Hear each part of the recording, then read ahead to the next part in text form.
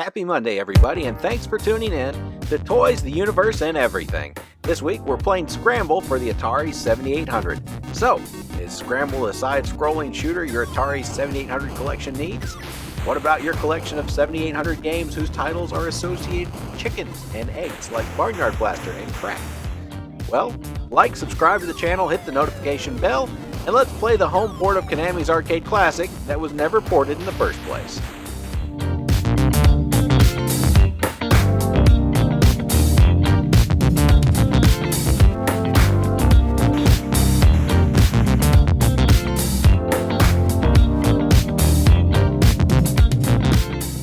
Released in 1981, Scramble was brought to North American arcades by Stern, the pinball and arcade manufacturer who gave us cult classics like Moon War and Berserk, and a number of Konami titles like Tutankhamun,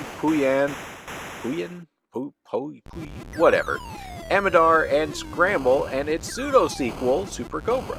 In Scramble, you must invade the Scramble system in your jet, spaceship, whatever that is, firing your guns and bombs to lay waste to all in your path.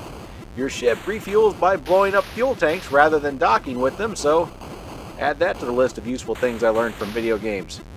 I did say in the opening that Scramble was unported, and it wasn't, to any of the major consoles or computers of its day, only appearing in the vector graphics-based Vectrex that 5-year-old me didn't even know existed, and the Tomitronic, which adult me finds hard to believe ever existed, and that somebody named it that.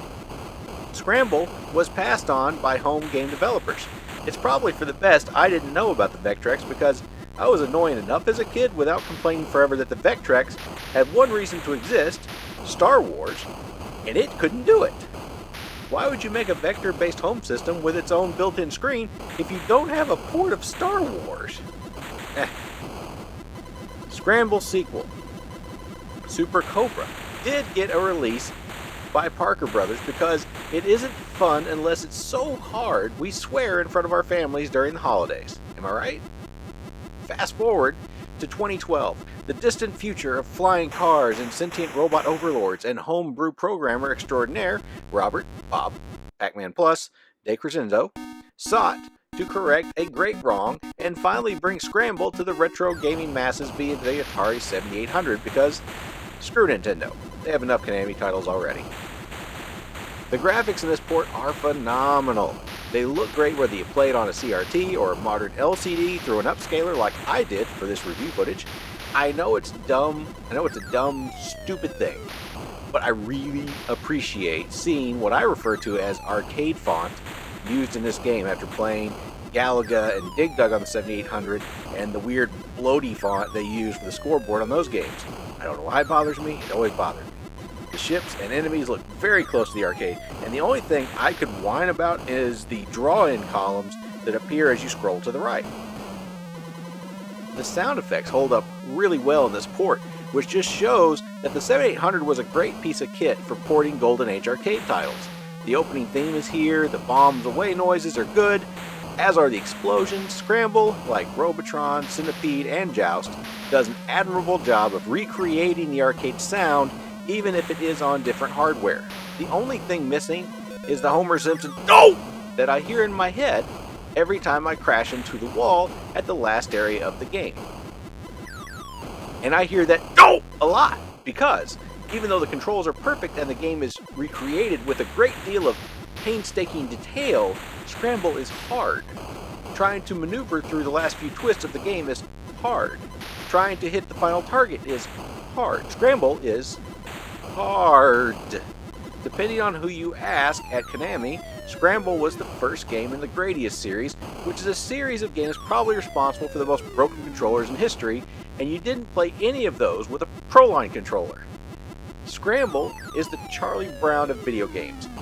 You like Scramble, it never gets its due from its parent company, and when you play it, you feel like Charlie Brown running for that football just to miss the target at the end and scrub the whole darn thing, because missing that target will cost you a life. In Scramble, you can fire bombs, lasers, and refuel by blowing up fuel tanks, but you can't turn left. So, do you need Scramble in your collection? If you don't need Scramble, are you really collecting for the 7800? If you want fun games, you'll want Scramble. If you want challenging games, you'll want Scramble. So head over to Atari Age and grab a copy along with some of the other terrific homebrew titles available. This mostly forgotten Konami classic deserves its time in the spotlight, even if it ends with you cursing your controller after you missed that last target on your last life.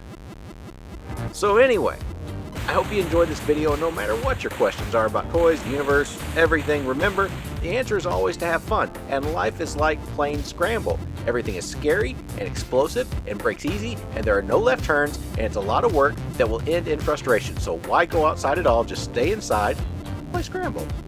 I really do appreciate you spending time with me. If you want to help me do more videos like this, please like and subscribe and share on your social media stuff, and let me know in the comments what kind of videos you are interested in. Until next time, everybody.